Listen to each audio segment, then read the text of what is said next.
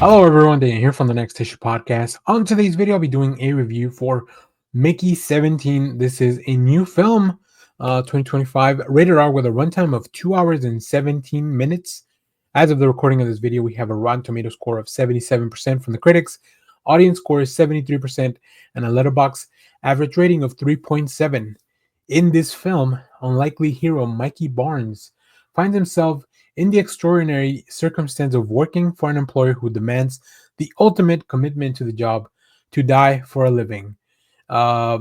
This is based on a book called, I believe the book is called Mickey 7.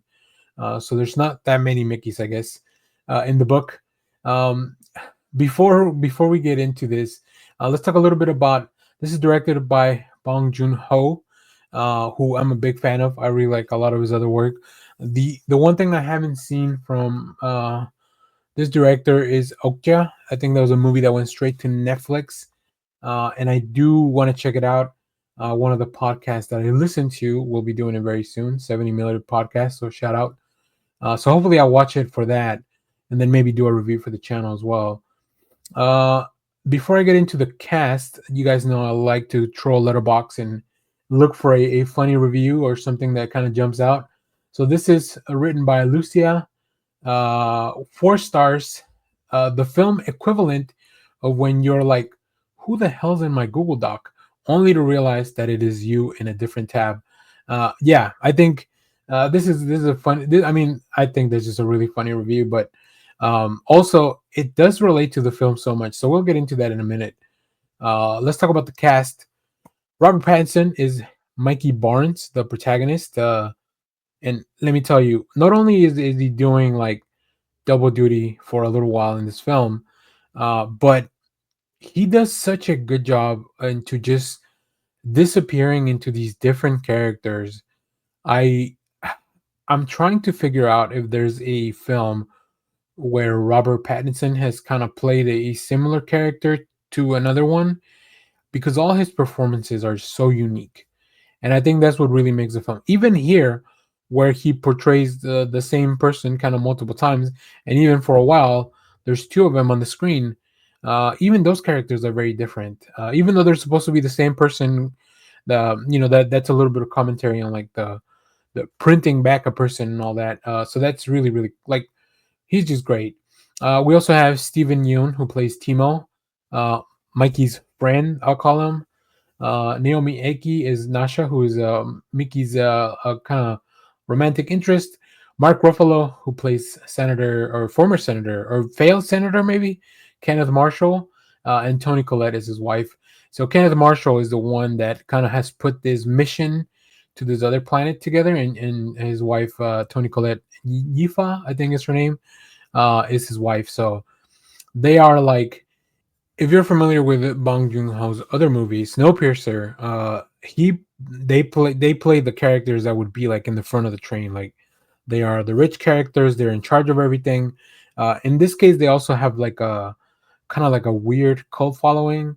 There's a lot of commentary in here about a lot of things, including capitalism, and maybe the current state of the world for a lot of that.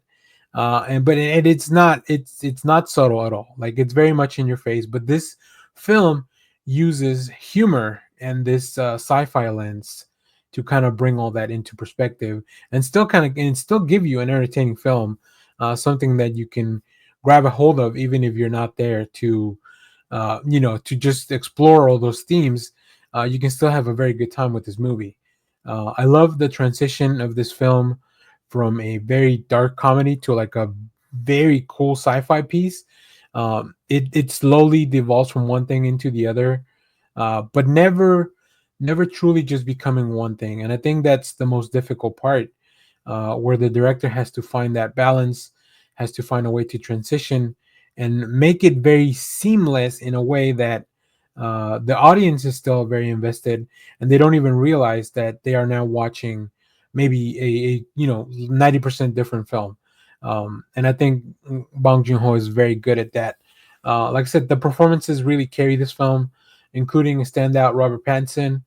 Mark Ruffalo just goes all in on his character, just becoming like this despicable, like aristocrat. Like he's probably one of the worst people that maybe one of the worst characters Mark Ruffalo has ever played, and Toni Collette as well. She's just so good at being these people that you just love to hate on the screen. Um, and she's great. They have all these little uh, weird things about him, the little quirks, the little nuances, and I think that they probably had a lot of fun filming this. Even though maybe not the scenes on the outside, because there's a lot of the time where they were probably shooting somewhere cold, because they go to this kind of like snow, not snow planet, but it is winter in this planet of Niflheim, I think it's called, when they show up. Steven Yeun's character is probably the thing I like the least, and it has nothing to do with the Steven Yeun's performance. He really is the character that he's the reason that Mickey's in the situation that he's in. And throughout the film, it is frustrating how much this character just like mistreats Mickey, and Mickey kind of continues to be his friend until there's a certain point when there's a little bit of a turn for that. Uh, but yeah, this is pretty insane. And it's really fun to see like all the different ways that Mickey kind of dies in in the first few iterations. Um, it's not like a Final Destination montage or anything like that. So don't think that it gets ever too gory or gross. But the stuff that happens, it still feels pretty messed up. The stuff that happens to him. So you definitely feel for the character. I don't know how, but Robert Pattinson has found a different accent for these two, like just a different voice completely for these two characters. If you watch the Heron and the Boy and the Heron, he's the voice of the Heron in the movie, and to me he was unrecognizable. I didn't realize which character he was voicing until the end of the credits rolled, and I saw his name next to the character, and I knew that he was in the movie. So yeah, he's fantastic. So I really love this film. It's got some incredible visuals. It's not perfect by any means, but I think that it's different. It feels like something that we haven't really explored. Um, and although the premise sounds pretty mean spirited, like the tone of the film really brings some levity in some cases that it just makes you engage as an audience. So I had a really good time. I watched this at the Alamo. I had a free appetizer, so that definitely adds to the experience. But yeah, I really enjoyed it, and I can't wait to see more people talk about this. And I hope that people get a chance to watch this in a big screen, because there's a lot of places where the director really takes advantage of just having these wide open spaces. Um, and I haven't even talked about the creepers. I don't want to spoil anything too much, but man, oh man, that idea just really came together in an incredible design of this species that lives on this planet. And they come in all kind of weird shapes and sizes, and it's really fun to see. um, and yeah, I really enjoyed this movie.